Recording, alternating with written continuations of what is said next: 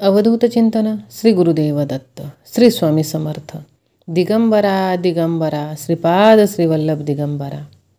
बाळा, देव अनेक आशीर्वाद देत आहे। देव जेव्हा तुला सहाय्य करतात तेव्हा अनेक अशा अनघटित घटनासुद्धा घडू लागतात ज्या तुम्ही कधी विचारातही घेतलेल्या नाहीत। ते सुद्धा तुमच्या आशीर्वादाच्या रूपात, चमत्काराच्या रूपात तुम्हाला प्राप्त होऊ लागतात। मनात शंका कुशंका घेऊ नका। देवाने तुम्हाला आशीर्वादित केले आहे। तू आनंद प्राप्त करण्यासाठी आत्ताच या संदेशाला लाईक कर आणि मी भाग्यशाली आहे असे टाईप करायला विसरू नको। तुमचे भाग्य ही तुम्हाला साथ देईल। तुम्ही आवडत असलेले काहीही करू शकाल। होय बाळा, तुमचे नवीन काम आता तुमची एकमेव चिंता असावी। ज्यांनी तुला रडवलं ते पाया पडतील। काहीही करून हा संदेश तू शेवटपर्यंत ऐक। त्रास देणाऱ्या लोकांशी कसे वागावे हे आज आपण या संदेशातून पाहणार आहोत। आपल्या आयुष्यात अशा काही लोकांची न चुकता भेट होते जे आपल्याला कारण नसताना सुद्धा त्रास देत असतात। त्यांच्या बोलण्यात किंवा वागण्यात चिडचिडेपणा, टीका किंवा टोमणे असतात। अशा लोकांशी बोलणे, संबंध ठेवणे या गोष्टी आपले मानसिक शांतता टिकविताना खूप आव्हानात्मक ठरतात। पण हे लक्षात घ्या की त्यांच्या वागण्याचा आपल्यावर किती परिणाम होईल हे पूर्णतः आपल्याच नियंत्रणात असते। आपण योग्य मार्गाने आणि संयमाने वागलो तर हे त्रासदायक अनुभव टाळता येऊ शकतात। त्यासाठी आपण काही गोष्टी पाहणार आहोत जे योग्य रीतीने वागण्यास आपल्याला मदत करतील। शांतता हेच तुमचे सर्वात मोठे शस्त्र आहे। कोणी कितीही चिथावणी देत असेल तरी शांत राहणे हेच सर्वोत्तम। त्रास देणाऱ्या लोकांचा उद्देशच असतो की तुम्हाला चिडवायचं, डिवचायचं आणि मग तुमच्या त्या मनस्थितीचा फायदा स्वतःसाठी करून घ्यायचा। ते असं वागून तुमच्यावर अंकुश ठेवण्याचा प्रयत्न करतात। पण जर तुम्ही शांत राहिलात तर त्यांचा हा डाव सफल होणार नाही। शांत राहिल्याने तुम्हाला परिस्थिती विचारपूर्वक हाताळता येते। त्यांच्याशी वाद घालण्याऐवजी त्यांना दुर्लक्षित करा। त्यामुळे त्यांना समजेल की तुम्ही त्यांना भाव देत नाहीत। लक्षात ठेवा, शांतता म्हणजे दुर्बलता नाही, तर ती तुमची आत्मशक्ती आहे। शांत राहून तुम्ही त्यांना तुमच्या सहनशीलतेने प्रत्युत्तर देऊ शकता। त्यांच्या वागण्याला स्वतःला लावून घेऊ नका। अनेक वेळा या लोकांचा त्रास हा त्यांच्या वैयक्तिक भावनांचा परिणाम असतो। त्यांच्या या वागण्यामुळे स्वतःला कमी लेखू नका। प्रत्येक व्यक्ती आपल्या समस्यांमुळे त्रस्त असते आणि त्याचा राग इतरांवर काढते। त्यांच्या बोलण्याचा तुमच्यावर परिणाम होऊ देऊ नका।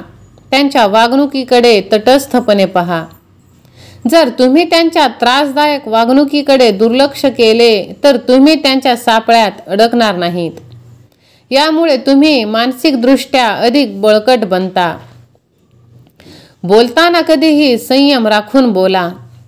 अशा लोकांशी उघड वाद घालण्याऐवजी त्यांना ठराविक शब्दात शांतपणे उत्तर द्या। आपल्या मर्यादांचे भान ठेवून संवाद साधा। जर ते वारंवार त्रास देत असतील तर त्यांना स्पष्ट शब्दात सांगा की त्यांचे वागणे तुम्हाला त्रासदायक वाटत आहे। संयम राखल्याने त्यांच्या नकारात्मक प्रतिक्रियांना उत्तर देण्याचा तुम्हाला मोह होणार नाही आणि तुम्ही त्यांच्यावर तुमची मानसिक ऊर्जा वाया घालवणार नाही। संयम ही तुमची खरी ताकद आहे। ती तुम्हाला परिस्थितीचा ताळमेळ साधण्यास मदत करते। अशा वागण्याने कदाचित तेही हळूहळू आपले वागणे बदलतील। सर्वात मोठी गोष्ट म्हणजे त्यांच्या बोलण्याकडे लक्ष न देणे। जर कोणी सतत त्रास देत असेल तर त्यांच्या बोलण्याला फारसं महत्त्व देऊ नका। त्यांना उत्तर न देता त्यांच्या वागण्याकडे दुर्लक्ष करा। त्रास देणाऱ्या लोकांना त्यांचे लक्ष वेधून घेण्यासाठी प्रतिसाद हवा असतो। जर तुम्ही त्यांच्याकडे दुर्लक्ष केले तर त्यांची नकारात्मक ऊर्जा तुमच्यापर्यंत पोहोचणारच नाही। यामुळे तुम्ही मैं भला और मेरा काम भला अशा प्रकारे वागू शकता। तुम्हाला तुमच्या कामावर लक्ष केंद्रित करता येईल। दुर्लक्ष करणे म्हणजे समोरच्याला थेट प्रतिसाद न देणे। पण त्याच वेळी काही वेगळी परिस्थिती निर्माण झालीच तर ती हाताळण्यासाठी स्वतःला तयारही तुम्ही ठेवू शकता। तुमच्या आणि त्यांच्या वागण्यातील मर्यादा स्पष्ट ठेवा। त्यांना सांगा की त्यांचे वागणे किंवा बोलणे तुमच्यासाठी योग्य नाही। त्यांना तुमच्याशी असे वागण्याचा अजिबात अधिकार नाही असा स्पष्टपणे संवाद साधल्यास पुढील वेळी ते तुम्हाला त्रास देण्यापूर्वी विचार करतील। अशी सीमारेषा आखल्याने तुम्हाला स्वतःचे तुमचे मानसिक आरोग्य नीट ठेवता येईल आणि दुसऱ्यांना तुमच्याशी योग्य रीतीने वागायला शिकवता येईल। नाहीतर अशा लोकांच्या सहवासात सहन करीत राहिलात तर मग तुमचा कार्यभाग बुडाला म्हणून समजा। मर्यादा आखताना हे लक्षात ठेवा की तुमच्या शब्दांमध्ये जबरदस्त आत्मविश्वास हवा। यामुळे ते तुम्हाला घाबरून राहतील आणि पुढे त्रास देण्याचे थांबवतील। विश्वास असल्यास स्वामी माझ्या पाठीशी असे टाईप करा आणि ज्यांना ज्यांना त्रास होत आहे त्यांना हा व्हिडिओ शेअर करा।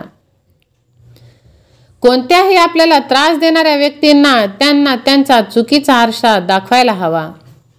काही वेळा त्रास देणाऱ्या लोकांना त्यांच्या चुकीच्या वागण्याची कल्पना नसते। त्यांना वाटत असते आपण कुठे चुकलो, मी तर बरोबरच वागतोय किंवा बोलतोय, पण तसे नाही। अशा वेळी योग्य पद्धतीने त्यांना त्यांच्या चुकांची जाणीव करून द्या।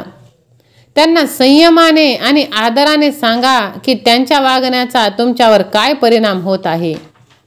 हे सांगत असताना चिडचिड करू नका, कारण हे सांगणे तुमच्या शांततेसाठी आहे, वादासाठी नाही। यामुळे कदाचित ते त्यांच्या वागण्याचा विचार करतील, मात्र ते ऐकत नसतील तर पुढे वाद घालणे टाळा। स्वतःला नकारात्मक भावनांपासून दूर ठेवा। त्रास देणाऱ्या लोकांच्या नकारात्मक वागणुकीचा तुमच्या मनावर परिणाम होऊ देऊ नका। त्यांच्या बोलण्यावर विचार करत बसण्यापेक्षा स्वतःला सकारात्मक गोष्टींमध्ये गुंतवा। त्यांची ती वाईट सवय आहे, त्यांचं ते कर्म आहे। दुसऱ्यांना त्रास देण्याचं, वाईट बोलण्याचं त्यांचं फळ त्यांना भोगायचं आहे। तुम्ही त्यांच्या नकारात्मकतेच्या जाळ्यात स्वतःला अडकून घेऊ नका। तुमच्या आवडीच्या गोष्टी करण्यात वेळ घालवा, तुमचा ताण कमी होईल आणि सकारात्मक राहा, पॉझिटिव्ह राहा। त्यांचं काम त्यांना करू द्या, तुम्ही तुमचं काम करा। देव पाहत आहे, देव कर्माचा हिशोब नक्कीच ठेवत असतो। विश्वास असल्यास व्हिडिओला लाईक करून ह्या भक्तिमय चॅनल सबस्क्राईब करा। श्री स्वामी समर्थ। धन्यवाद।